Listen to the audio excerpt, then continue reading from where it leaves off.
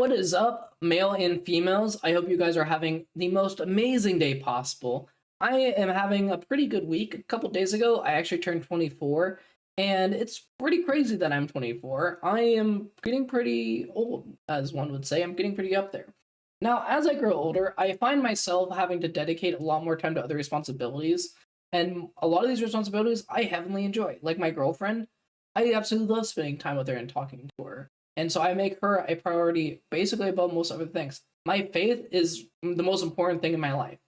My work is very important. I need to make that money, and I actually do very much enjoy my job. I work in IT, and it's a pretty good time. But as I get more responsibilities and I get closer to having more responsibilities in the future, gaming has kind of taken a back seat. Now, I will always be a gamer, always make time for video games, but I've become more of a multiplayer person despite me being really huge into single player games. I'm playing a lot of Marvel Rivals. And the reason behind this is one, I have a lot of online friends who play multiplayer games. It's really fun to play with them. Sometimes playing by yourself can be a little lonely. But with that being said, Marvel Rivals, really fun game. Highly recommend it. But I have missed my single player experiences, and I missed it more once I started playing this indie game. I don't know if anyone has ever really heard about it. It's very like low key. It's called Skyrim. Skyrim is, just a very small game. Not many people played it, but me and my friend Dylan a couple months ago decided to hop into it with a bunch of mods, and most of these mods are just quality of life, bug fixes, visual fixes, just really good stuff added to the game, armor wise, content wise, and it's been really fun to replay Skyrim. And it's caused me the start of this year to play more single player games and kind of delve in not only games that I don't normally play, but games that I haven't finished or I've actually never played despite owning them.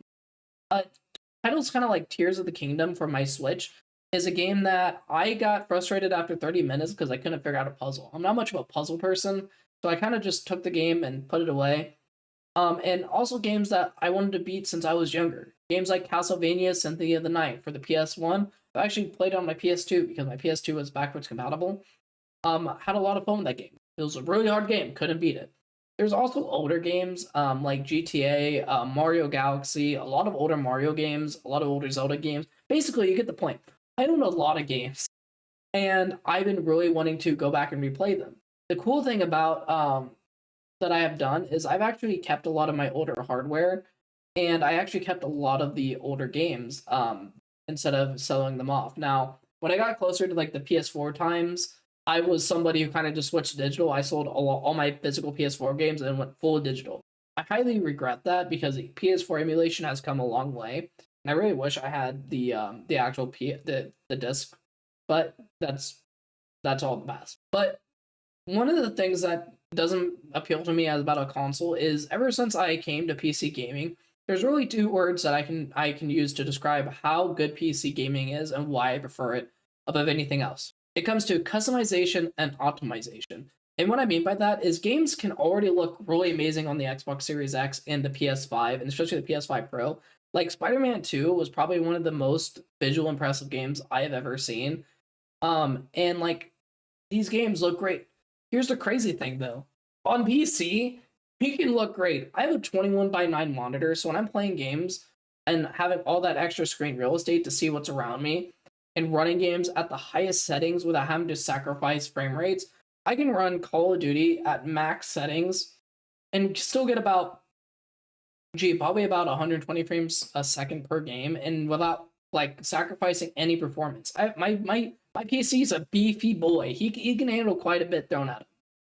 And now with older games, especially even games like on consoles, there's this very big catch, and because they're locked to that hardware, and a lot of this hardware is outdated, and it's not easy to necessarily find anymore. Like for instance, we're not going to see Super Mario 64 officially released on the Steam anytime soon. The game came out in like what 95, and the only way to play that game is either have the original cartridge, which finding the original cartridge and the original hardware can be super expensive, or by luck you have a Wii where you downloaded the game before the shops turned off, or you have the Switch and you either pay for the Switch online, or you bought the 3D All Stars before they stopped selling it for whatever reason. Like Nintendo makes it very hard to enjoy a lot of games that we grew up with. Now, there is this solution that has been around for probably since the dawn of computers, and it's called emulation.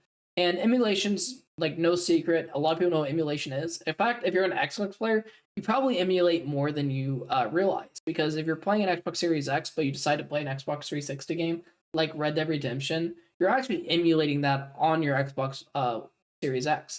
It's actually pretty cool how Microsoft has basically invested in that side. And it's a big appeal to being an Xbox player. But with that being said, you're still locked to the Xbox ecosystem.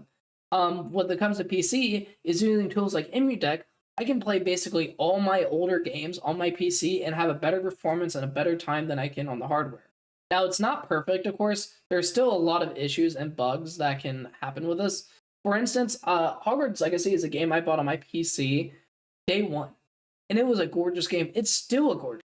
It runs perfectly well. I can run it at the highest settings and easily get about like again probably 120 frames a second depending on what I'm doing in the game. It's a pretty crazy process.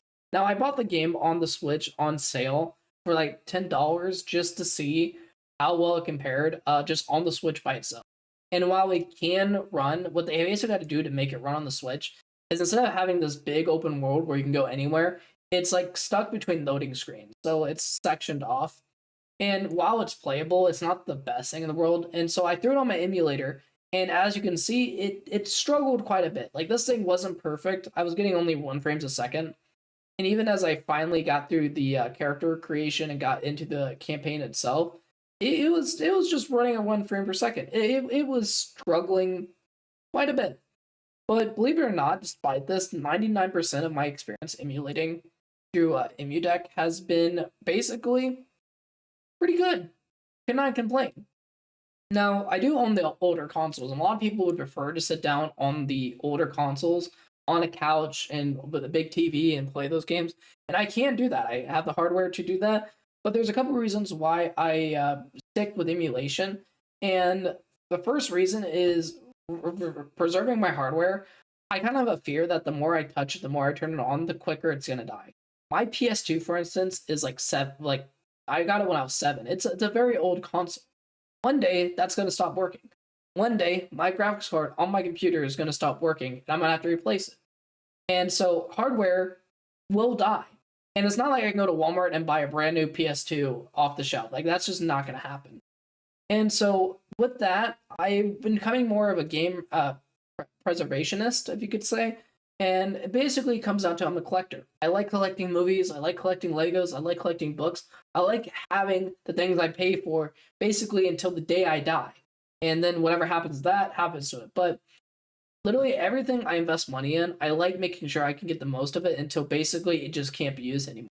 And thanks for the ability to back up all my games to my computer and to the cloud, I basically have these games forever. Now, we'll talk about some of the legality of that in a moment, but the other big reason is the enhanced gameplay I can get on these older consoles on my PC. For example, I have Sonic X Shadow Generations for my PC. It runs amazingly well on my system. Great. But then I bought the same thing. I bought a $10 thing I got on a pre-used Sonic X Shadow Generations that I bought for my friend, and just to back it up and try it out because he was done with the game. He didn't want to play it anymore. And believe it or not, and you can see this, I'm running the Switch version of Sonic X Shadow Generations at 4K. I'm running it on my 21:9 Ultra monitor, and sure, you can definitely tell it's a Nintendo Switch game. It looks significantly better than just playing it on my Switch. Now, you may be just thinking to yourself, but Spectral, you're just using the Ryujinx launcher. And yes, it's the Ryujinx launcher. That's what I'm using to do this, but there's a lot more going on behind the scenes than just downloading a piece of software and slapping on my computer and making it work. Now, to give a bit of context, I'm using the EmuDeck emulator, which is not necessarily itself an emulator, but basically it's a compiler that lets you download all these different emulators and basically connect in the Steam and boot it off like it was you just bought the game from Steam. Now, there's a lot more that goes into that, and I'm not going to be showing you exactly how to install it. One, because I'm not the best tutorial person when it comes to installing software. I am mostly mess around with Linux, and while I'm on Windows now using this, it's not I'm not the best at explaining it. Like I said, that's all I can say about it. I will put a video in the description about the most detailed video I can find, and actually how I started learning how to use this software, if you're interested in setting this up. But it's pretty straightforward. And even though there's a lot more process that comes from just downloading the emulator and saying go, it's pretty self-explanatory. And using like the Steam ROM manager, you can like just easily put everything you need on Steam and it works perfectly fine. I'll show you that in just a little bit. I can edit settings. Like I can go by each emulator one by one and set it to 4K because I can. And even with the emulators, if I need to customize more things per emulator, I can open up the emulators within Steam and just mess with the settings there. The other cool thing that they offer is this retro achievement. So basically, what this does is that you can log into retro achievements and you can get achievements for like older games. It's really cool. It doesn't work for, I believe, every single game, but for the majority of the popular games that you'd probably want to emulate, you can get achievements for if you're into that type of thing. And the other big thing is simply cloud saves. So what this basically does is on my main PC is where I do a lot of my gaming, but I have a laptop that is very capable of gaming even like the newest Call of Duty. But I can play my game, and once the second I close it, it automatically syncs my saved up to the cloud. And then on my PC, I just quickly hit a button. It pours that saves onto my my laptop, and I start exactly where I just left off, like I'm on my actual desktop. It is so seamless. It is so fast. It's crazy how it works. But EmuDeck is the way to go if you're really wanting to get into emulation. Now, there is an important topic we need to talk about when it comes to emulation, and that comes with the territory of privacy. Big scary word, and if you do it wrong, you can get yourself a big fat felony charge or fines or both. Now, for the disclaimer, I don't know anyone personally who has done something like piracy that isn't hosting it to face really any legal consequences. But I'm not saying that it hasn't happened, and you are warned. If you go to a website to pirate anything, you do face legal consequences. I don't know anyone personally who has ever done that and faced consequences, but it can happen. The other thing when it comes to this is just simply one, again, I don't condone piracy, but how I obtain my BIOS files in my games is that I bought the hardware and the software that I use to emulate my games. Like my Switch is modded. I can dump the files onto my computer pretty easily. Same with my PS2, the Wii. A lot of the stuff, I try my best to walk the fine line that is the giant gray that is emulation. And by giant, I mean there's a lot of technicality that comes into emulation on your PC. But I try walking on the right side of the law because I don't want any reason for any company to send their legal team with a rifle to shoot me. Now, I won't be showing you how to do this for the simple fact that, like I said, it's a very big gray area, and I'm not exactly sure where I'm comfortable at legal-wise to show you how to mod your own gaming consoles. There's listen, I'm not an idiot. I'm not gonna do something that I'm gonna get myself shot by Nintendo at. But you all are watching this are very intelligent. There's resources out there on the internet. I'm not saying I condone those resources. I'm just saying if you don't have the hardware or games, you can find plenty of resources on the internet. Not that I condone it. That can get you pretty far. Now, if you also want to learn how to do it legally, by like modding your Switch and stuff, there's also plenty of tutorials. I won't show you how to do that. But you can find plenty of tutorials, and it's legal. If you bought the hardware and the games, there's nothing stopping you from backing it up any way that you see fit, no matter what Nintendo says. But if Nintendo had their way, we would all be basically dead. Now, this is when it comes to emulation, the sky is really the limit from how far you wanna go with it. But again, I want to just stress: try staying on the right side of the law. Try not going too far into the dark side of it, because it is a morally gray area and there's a lot of technicality that comes with it. So basically, don't be an idiot.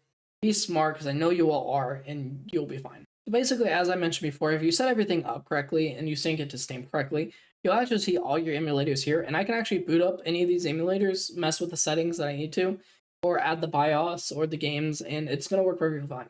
In fact, I want to show you a game that I've been playing recently, Castlevania Symphony of the Night. This is a very hard game, but you see it's on Steam. It has the wallpaper. It's such a nifty tool because like I said, it just works as it would. If you see, I would just open up Apex Legend. If it was installed, I'd just play. Let's just go to Castlevania, and I'm going to hit play, and after a few seconds, it is going to launch. So once you hit the start button, it's going to boot up just like you were on the good old PS1, just like in the good old days. I'm going to show you the PlayStation logo, and once we get in here, we can actually get into the game itself. So I'm just going to select my save that I've been playing on, and it should get us in pretty quickly, because I am running on the SSD, and one of the benefits also that I forgot to mention is when you're running on something like an SSD, the games will just naturally run faster. And there we go. So we just have to, where was I at? There we go. Yep, and we're just right exactly where we need to be. Now, the important thing to remember all this is that at the end of the day, the sky's the limits of what you want to do in emulation. If you just want to play like NES games, you go ahead and do it. If you want to play like Sega Genesis games, go ahead and do it. All those older games are a lot easier to emulate. Now, when you're emulating like PS1 even, all the way up to like current consoles, like the PS, or not current console, but like PS3. And when you get to the stuff, you want to make sure you're doing it on the right way. So I want to stress again, make sure that you're not doing anything that's going to condone piracy. You don't want any reason for Nintendo knocking down your windows and taking you in the middle of the night. Well, that being said, I hope I made the case for emulation and kind of like also inspired people to like really go back and try preserving these games as much as possible. Because yeah, these games by these today's standards aren't like the most graphically impressive games that we've ever seen.